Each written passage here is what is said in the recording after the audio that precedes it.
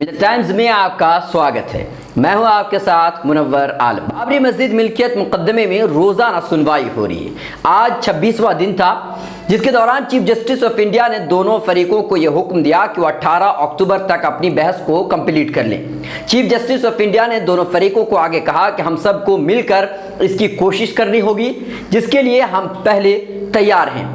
उन्होंने आगे कहा कि अगर जरूरत पड़ी तो रोजाना 1 घंटा अदालती वक्त में इजाफा किया जा सकता है और शनिचर के रोज भी सुनवाई हो सकती है। चीफ जस्टिस के हुक्म पर जमीयत उलमा हिंद के वकील डॉक्टर राजीव धवन ने अदालत को यकीन दिलाया कि उनकी जानिब से मुकम्मल कोशिश रहेगी कि वो अपनी बहस को जल्दी से जल्दी कंप्लीट कर ले। डॉक्टर राजीव धवन ने आज अदालत की तवज्जो डॉक्टर सुब्रमण्यम स्वामी की जानिब से राम मंदिर की हिमायत में रट पेटिशन की जानिब दिलाई और कहा कि अर्जी गुजार लगातार कोशिश कर रहा है कि इस मामले में उसकी पेटिशन पर भी सुनवाई की जाए, लेकिन बाबरी मस्जिद मामले की हतमी बहस शुरू होने से पहले चीफ जस्टिस ने वाज़ेह कर दिया कि वो सिर्फ फरीकों के ही दलील की सुनवाई करेंगे, मुदाखलतकारों को मौका नहीं दिया जाएगा। डॉक्टर राजीव धवन ने अदालत को बताया कि मुस्लिम फरीकों की जानिब से भी कई बार मुदाखलतकारों की अर्जदाश्तें दाखिल करने की तैयारी मुकम्मल हो चुकी थी, लेकिन अदालत के हुक्म के बाद उन्होंने सभी लोगों को मना कर दिया था।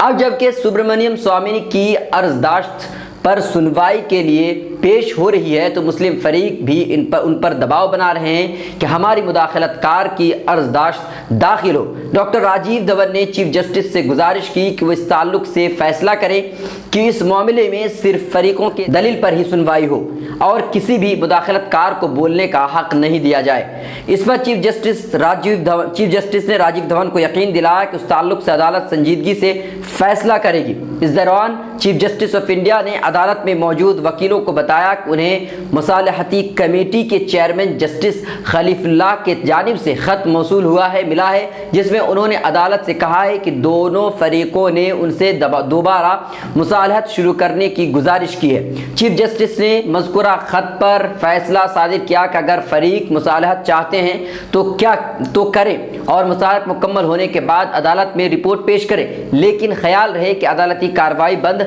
नहीं होगी और ये रोजाना की बुनियाद पर चलती रहेगी। इस पर अदालत में मौजूद राम लल्ला के वकील CK वैद्यनाथन ने चीफ जस्टिस को कहा कि वो मुसालहत के अमल से अपने आप को दूर रखना चाहते हैं और वो चाहते हैं कि सुप्रीम कोर्ट इस मामले में जल्दी से जल्दी अपना फैसला सुनाए।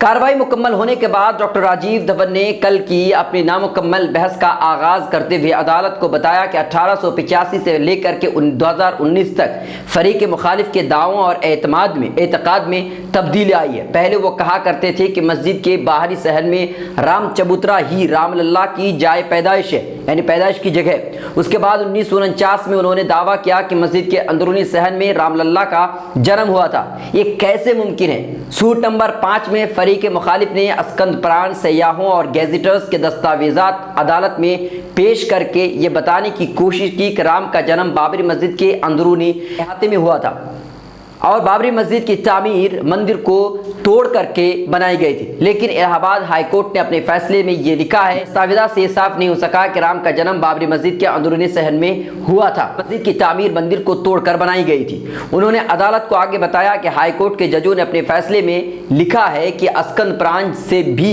ये वाज़ेह नहीं हो सका है कि राम का जन्म किस मकाम पर हुआ था। डॉक्टर राजीव धवन ने यह भी कहा कि रामचरितमानस में भी राम के जन्म स्थान के बारे में सही जगह नहीं बताई गई है। बस यही कहा गया है कि राम अयोध्या में पैदा हुए थे। उन्होंने आगे कहा कि पुराने ज़माने में भारत में मंदिरों पर हमला किसी मजहब से नफरत की वजह से नहीं किया जाता था, बल्कि माल लूटने के गर्ज से मकसद से किया जाता था। उन्होंने ये भी कहा कि वो पूजा की बात कहकर पूरी ज़मीन मांग रहे हैं और गवाहों का आलम तो ये है कि उन्होंने जिससे सुना है उसने किसी दूसरे से सुना है और उस दूसरे ने किसी और से सुना है और इसी तरह पूरी गवाही एक झूठ की बुनियाद पर चल रही है, जो एक एक करके हर शख्स के जरिए बारहा बोली गई है। हिंदू फरीक की गवाही पर सवाल उठाते हुए डॉक्टर राजीव धवन ने कहा कि जब गवाहों को मुतराज़े ज़मीन की तस्वीरें दिखाई गई तो वो इस जगह को नहीं पहचान सके कि तस्वीर कहाँ की है। उन्होंने अदालत को आगे कहा कि गवाहों को तस्वीर दिखाकर के जब ये पूछा गया कि अल्लाह कहाँ लिखा है तो उन्होंने कहा कि वो उर्दू लफ्ज़ नहीं पढ़ सकते, फिर वो कैसे मंदिर हो सकता है।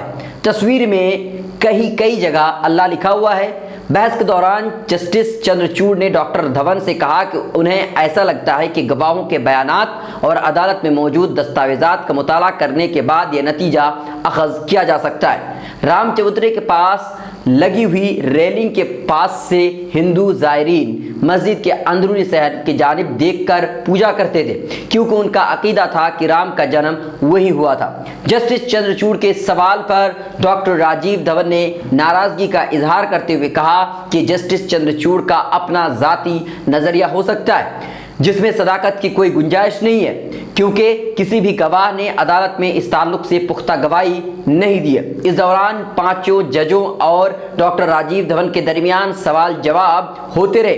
अदालत ने नक्शा का भी मुआयना किया और ये नतीजा अखज़ किया कि राम चबूतरा और मस्जिद के अंदरूनी सहन के दरमियान तकरीबन 100 फीट का फासला है।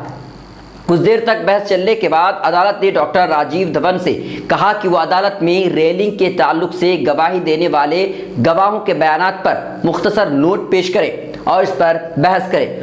डॉक्टर राजीव धवन ने अदालत में गुस्सा होने की वजह से माफ़ी मांगते हुए कहा कि जस्टिस चंद्रचूड़ के नज़रिए पर उन्हें गुस्सा आ गया था, लेकिन बाद में उन्होंने अपने आप को कंट्रोल कर लिया। जस्टिस चंद्रचूड़ ने भी कहा कि उन्होंने बस अपना नज़रिया पेश किया था, जो बिल्कुल हतमी नहीं है, आखिरी फैसला नहीं है। डॉक्टर राजीव धवन ने अदालत को बताया कि फरीक मुखालिफ ने हंस बाकर की तहरीर बतौर सबूत अदालत में पेश की है, लेकिन उसकी तहरीर में कोई दम नहीं है, क्योंकि उसके ज़रिए बनाया हुआ नक्शा ऑफिशियल नक्शा से मैच नहीं होता है। इलाहाबाद हाई कोर्ट ने भी इस रिपोर्ट को ये कहते हुए मुस्तरद कर दिया था कि रिपोर्ट बगैर किसी पुख्ता सबूत के तैयार की गई है। उन्होंने कहा कि 11वीं सदी की किताबों में भी राम के जन्म स्थान अयोध्या में नहीं बताया गया है। डॉक्टर राजीव धवन ने अदालत को बताया कि नोवेल और हंस बाकर ने अपनी रिपोर्टों में एतराफ़ किया है, ये बात माना है कि 1855 के फसाद के बाद राम चबूतरा और अंदरूनी सहन के दरमियान में रेलिंग लगा दी गई थी, जिससे ये वाज़ेह होता था कि 1855 से पहले मस्जिद में नमाज अदा की जाती थी। डॉक्टर धवन ने अदालत को बताया कि सयाहों ने खुद मुसलमानों को मस्जिद के अंदरूनी सहन में नमाज अदा करते हुए और हिंदुओं को बाहरी सहन में राम चबूतरे पर पूजा प्रार्थना करते हुए देखा है। ये बहस यहीं पर नामुकम्मल रही, फिर आगे सुनवाई होगी, तब जो कुछ होगा हम आपको बताएंगे। मिलत टाइम्स की वीडियोस देखने के लिए यहाँ क्लिक करके सब्सक्राइब करें और हाँ, बेल आइकन जरूर दबाएं। अगर फेसबुक पर देख रहे हैं तो पेज लाइक करें।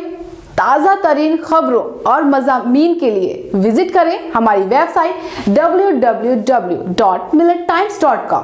हमारी ये वेबसाइट उर्दू, हिंदी, इंग्लिश तीनों लैंग्वेज में मौजूद है।